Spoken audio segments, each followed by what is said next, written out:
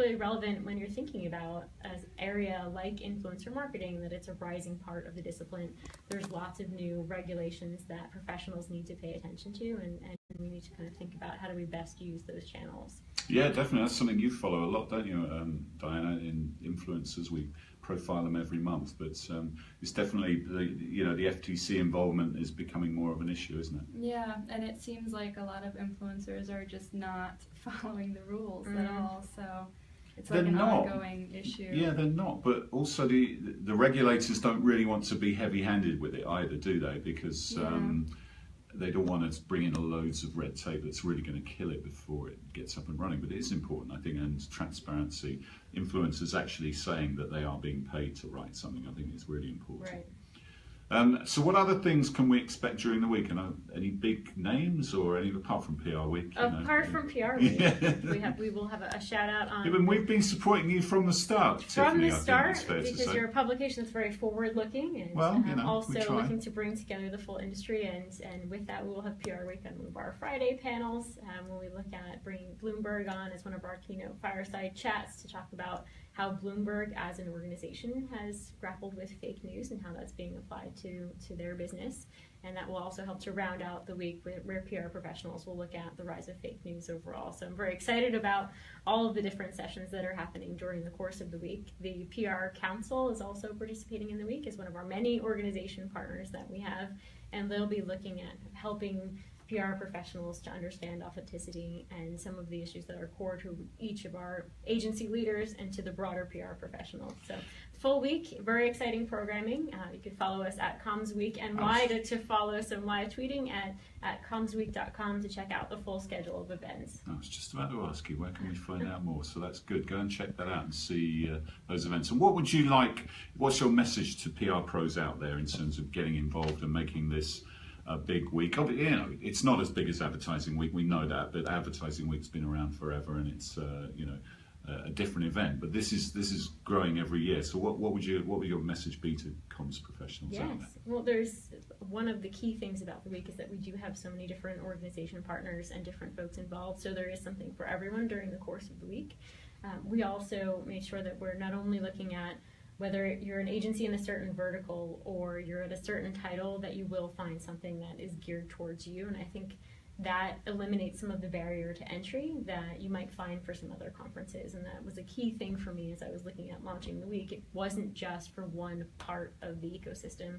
It's not just for a certain kind of PR professional. It's PR professionals, marketing, media, bringing everyone together to think about how do broader trends impact each part of the industry. Sure. So, if you're an up-and-coming professional, there's places to go network and make connections for your potential career opportunities at PRSA New York events and happy hours, or there's other sessions like the PR Council session, which is more geared towards agency owners and senior communicators and how these trends apply to their agency.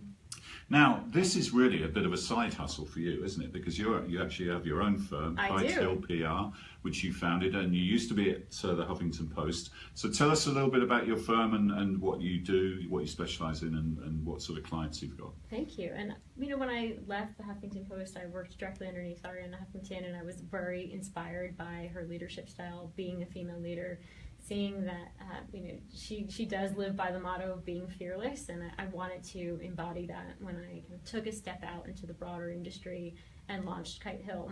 And kind of with that passion is where I spotted the opportunity to also run Communications Week, because I wanted to create something that wasn't just about myself or about the agency, but doing something and giving back to the industry, which is really that passion and why I launched it overall.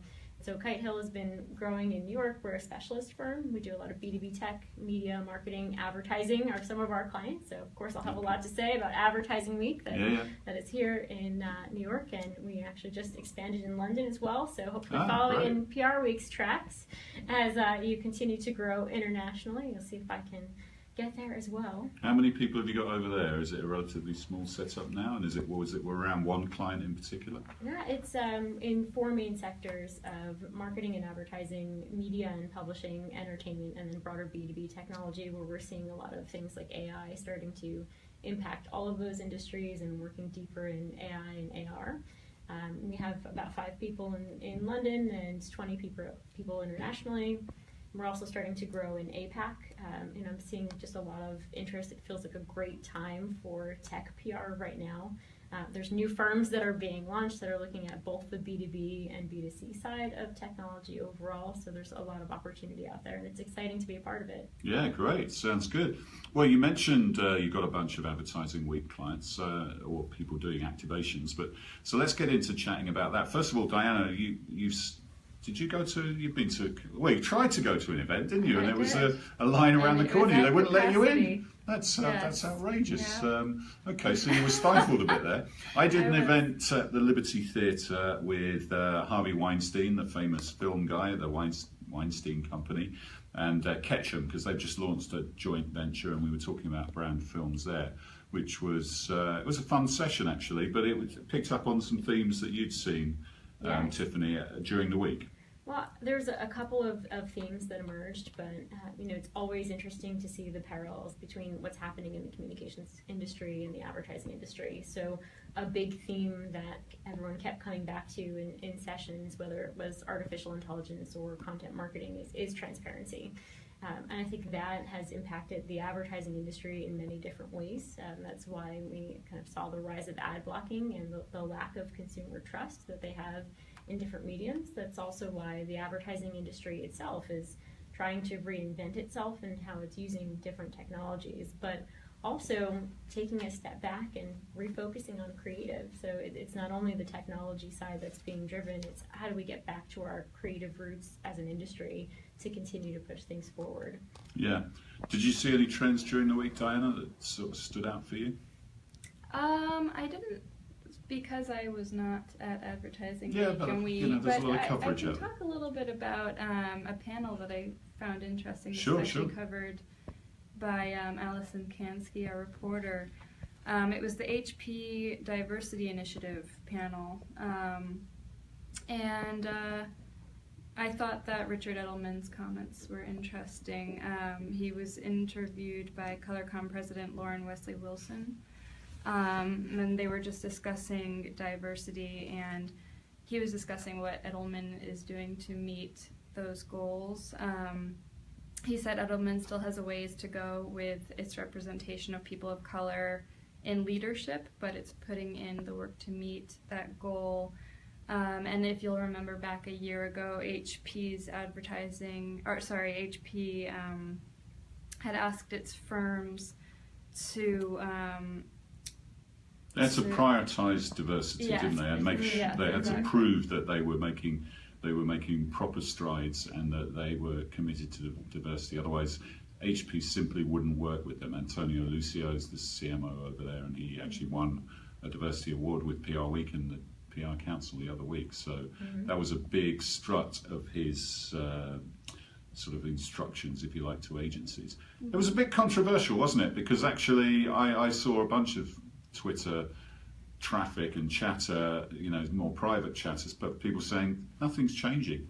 There's still just lip service, and then nothing is really changing. And it's difficult to disagree with that. So I mean, they said that HP said that each of their advertising and PR agencies exceeded the goal for representation of women, but a few fell short on minority representation in leadership. So Edelman was 4% below. That's an easy kind of crutch to fall back on, to say that there's more women within your organization when we all know that 70% female professionals. Exactly. Is there going to be discussion on this topic during Communications Week? Well, we're talking more about kind of broader trends within truth and communications. We did in the past when we looked at innovation and some broader issues in years past. We looked at diversity. That's something that maybe next year, Communications Week 2018, we should surface and talk about other topics there. But I think within Advertising Week, it was at least great to see more PR leaders and more PR agencies participating in the course of the week. And we can dissect the different discussions, but I think it's great for our industry to have more of a voice. It also, going back to the premise of surfacing innovation in our industry and pushing PR professionals forward to adopt new technologies and platforms faster, that says to me that we're seeing more involvement here. we're seeing more involvement in other industry and tech conferences that we're starting to move in that direction.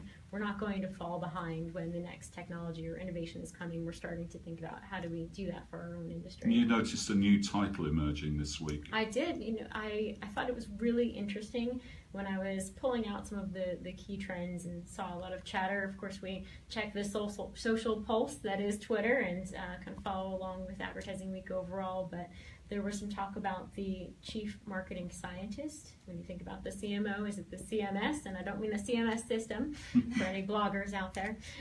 It's looking at really coming back to the science and data science side of the business, which we're starting to think more and more about, not only the different data science groups that are emerging and how they're rolling up into marketing organizations, but how we're making smarter and more data-driven decisions. And I think it'll be interesting to see how the PR industry continues to also embrace leveraging data and start to look at data science and all of the amazing things that we can start to pull out for insights.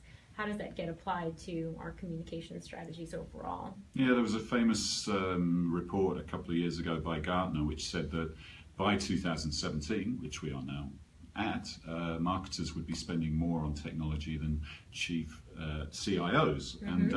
And, I think we've still got to check back in with Gartner on that, but I think it's absolutely true that technology and data is a much bigger play, and we're reflecting that in our Earned Media Rising website with Cision, in partnership with Cision, and do go and check that out. There's lots of new content up there every week. But yeah, for sure, you've got to know a lot more about that side of the business, and yeah, definitely seen that during the week. There was a lot of soul searching as well, I think, and quite rightly, because let's face it, advertising is dying in its traditional form. You do not watch TV and listen to the ads anymore, watch the ads. I don't know about you two, but you either watch on catch up and you skim through, or if it's live, you just put it on mute and do something else. You look at your phone. So that way of getting to consumers is nowhere near as powerful. And to your point earlier, the world is coming towards earned, shared and owned media and moving away from the traditional paid form of media. So exactly, yeah, and we've talked about we need to embrace that. And when we look at our clients and the mix overall, I love your point that TV itself is changing, but we need to think about where is that audience going? The cord cutters and cord nevers. So a cord never, someone who's never had a cable TV subscription. Back in our day, that would be unheard of. But today, that's the millennial audience. Which means in my day it was black and white TV. Dial-in radio. Yeah. Just kidding, Steve. But we're looking at a time, and even in Advertising Week, or when we think about these different communication channels, there's a big rise in OTT and streaming. That also means the traditional advertising models that worked on TV don't exist in that new ecosystem. So that does mean that we need to continue to reinvent the kinds of ways that we connect with consumers to that audience. That actually goes back to maybe some of the catch-up news that you had a fantastic panel on. Maybe I'll lead you back into that. Well, that's right. The brand can't deny one of the best sessions of the week. Well, that's very kind of you, Tiffany. We had Harvey Weinstein on the panel, so that's worth checking that session out just for the Judi Dench anecdotes, which you can check out on the catch-up version of it. I didn't know about that. I was very shocked. It's another form of brand content. If you go and see the session, you'll see what we mean. But yeah, brand films is one area that is filling that gap. Brands becoming content producers, content owners, whether films or other types of content, and engaging consumers in different ways. So yeah, sure, there was lots of chat about that. As we look at the way the industry is progressing, though, I mean, we've heard this week WPP looking at its Cannes presence again. It's going to pull out of the Eurobest show, which is another show by the Cannes organisation. We already saw this year that Publicis pulled out of Cannes.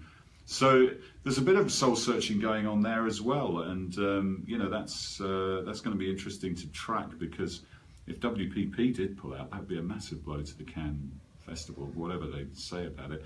We've all know that the management consultancies, the tech firms, are going there in force and kind of backfilling, but having one of the major holding companies like that, if they did pull out, and there's still a long way to go on that. So That's a story that broke this week, and we'll follow that one. Interesting to see who's driving that. Sure. WPP, it feels like they're wanting to lean back into more creative, going back to, I feel that the festival was about creativity and innovation and celebrating amazing work.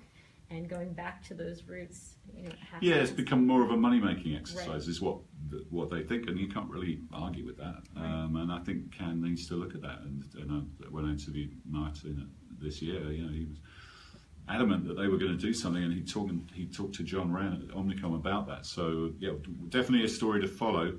We're talking about yes, we can.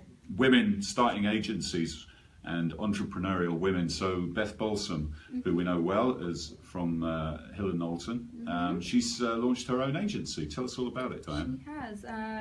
It's called X2PR, and it will be New York based. It's actually, I'm sorry, its name is pronounced Times2PR, but it's spelled X2PR, because she's promising twice the talent, strategy, and results. And she also added that because it's a female-owned firm, the name is also a nod to the double X chromosome. There you go. So she said that her firm, any product or service that is targeted to a consumer audience will be her firm's specialty. And that's Beth's background at Hill & Knowlton, and before that at Citizen Relations. Yeah, yes. so and she's for 11 years. very closely identified with the Procter & Gamble account. In fact, she was instrumental in bringing P&G into Hill & Knowlton, so that's interesting. We'll see how that account develops there. And another thing Times2 is doing, they're partnering with Match Marketing Group, which is an independent consumer engagement agency. And they have 7 offices, and they work with more than 40 Fortune 500 companies. So that will give them access to talent data and things that will round up the firm's offering. So Tiffany, great to see more women-run agencies springing up. Yes, I'm very excited about that. Of course, I'm personally very passionate about more female leadership in PR. I think female leaders tend to lead with empathy. I know I try to. We talk about diversity and a changing workforce for public relations overall. It's not only kind of gearing the right workforce towards more women, but looking at how else can we change our workforce overall for women who work in it.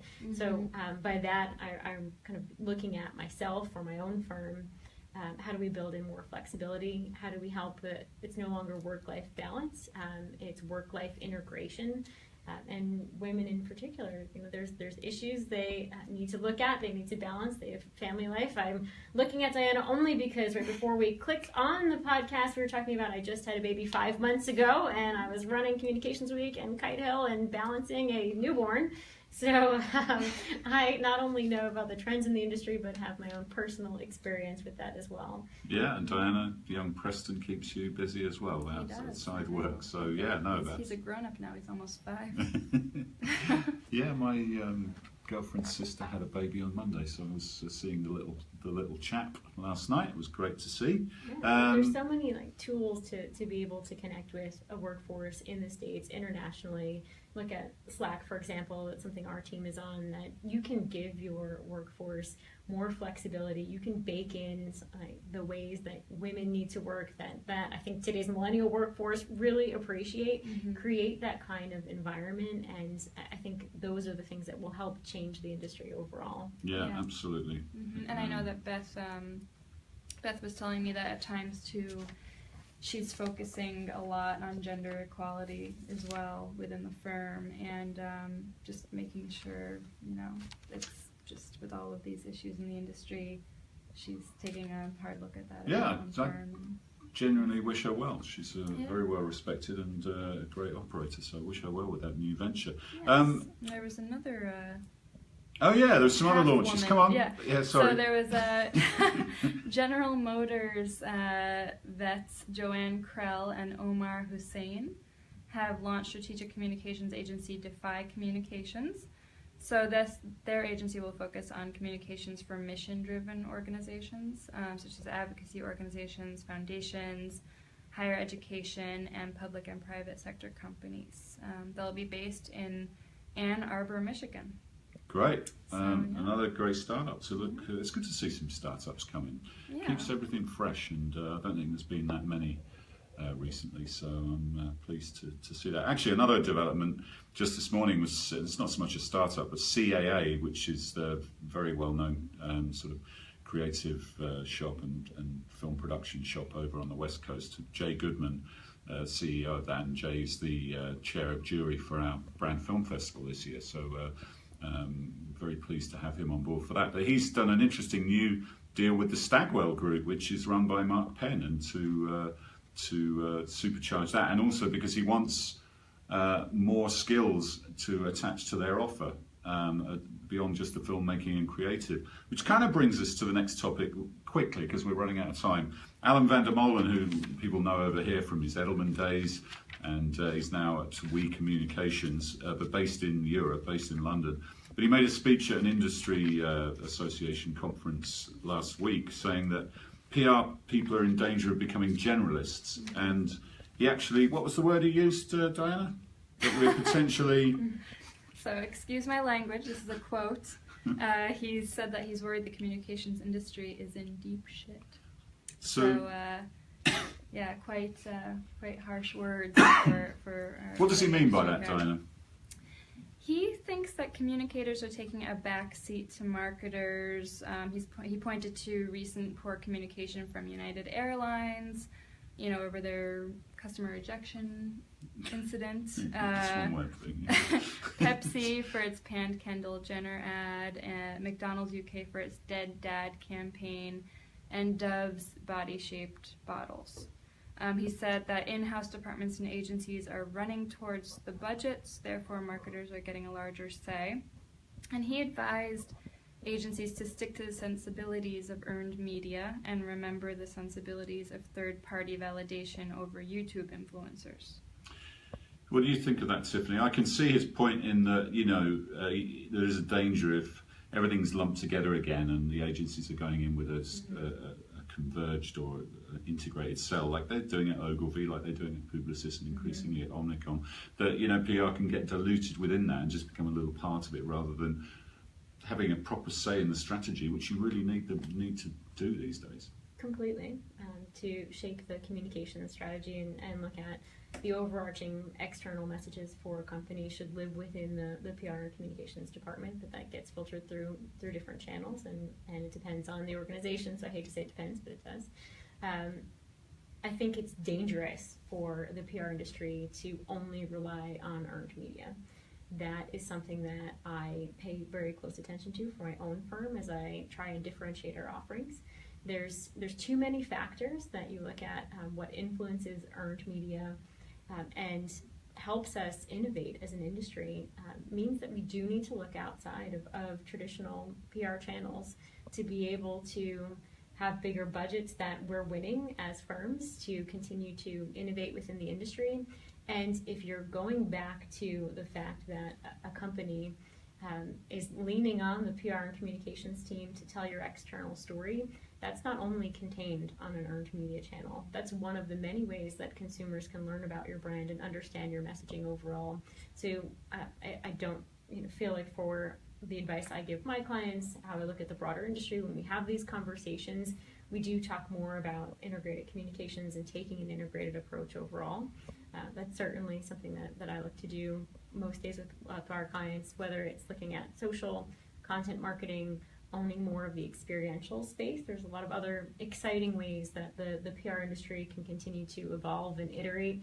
That's another reason why we look at so many different parts of this bigger pie for Communications Week, is that I saw, like many others, that the PR industry missed a trick, if you will, when it came to innovating and adopting new mediums fast enough.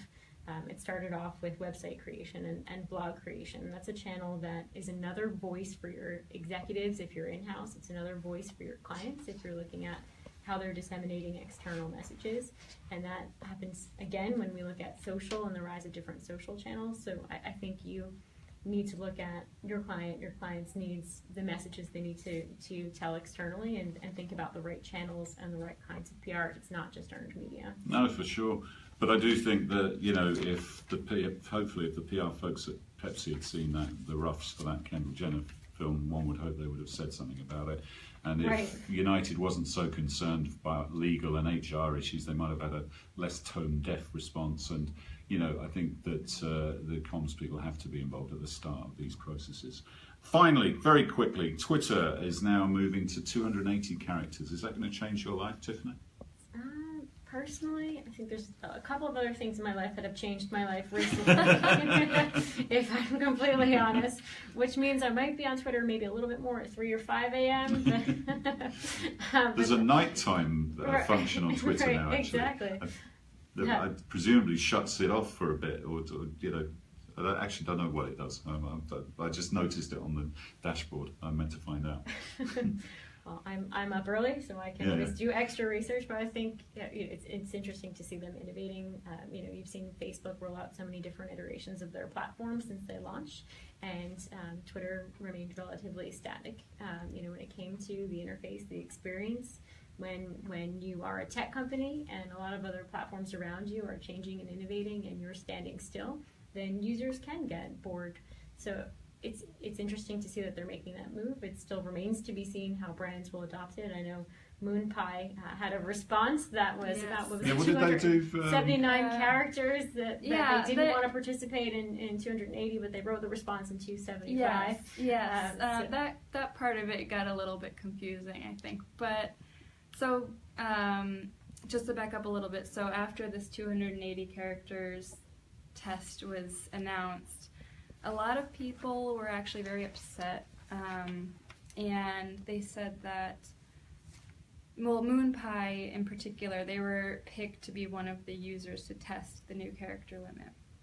And they tweeted out that they had been asked to test the new character limit, but decided against the opportunity because their fans most enjoy traditional tweets with brevity.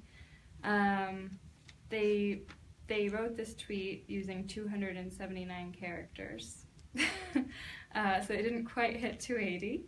And the decision came from their agency partner, the Tombrus Group. So I talked to them, and they explained that the reason why that Moon Pie doesn't like the update is because Twitter is one social media platform, and the thing that makes it special is that it limits you to 140 characters. If that keeps expanding, it'll just become just like the others. It'll become almost like a blog or something where you can see people's posts and something like that. So it keeps it separate and special in a way, and it forces people who use it to be a little bit more creative.